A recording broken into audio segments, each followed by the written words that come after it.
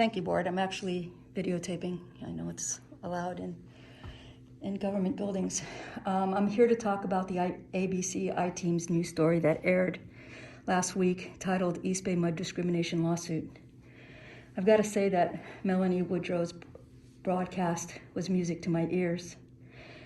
To hear the newscaster say that EBMUD's legal department hadn't hired a minority candidate in 16 years, or an African-American candidate in over 22 years, and to hear Craig Spencer named as a defendant and formal general counsel, and to hear EBMUD's investigation finding that Craig Spencer had unconscious racial bias towards Bland, but that he did not violate any district policies.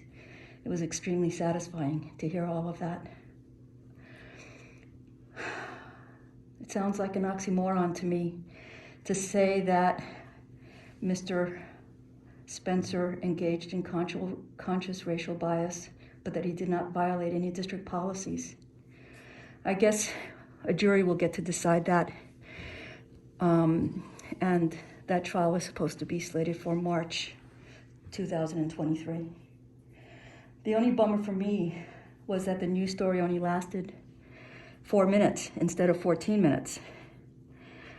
I've been only dreaming about news stories that have all the allegations against Laura Costa and the allegations of how Laura and Craig retaliated against Saji Pierce and Ariel Bland.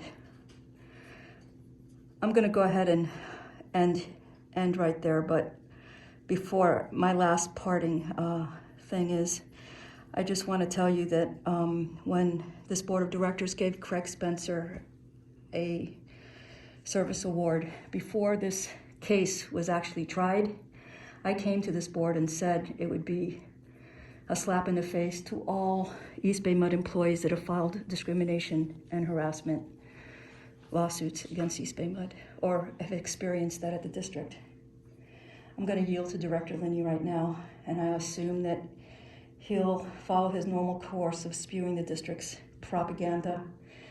But one of my biggest fans told me last week not to be discouraged, Yvette, because EBMUD is just trying to cover the sky with their hands. Thank you. I yield.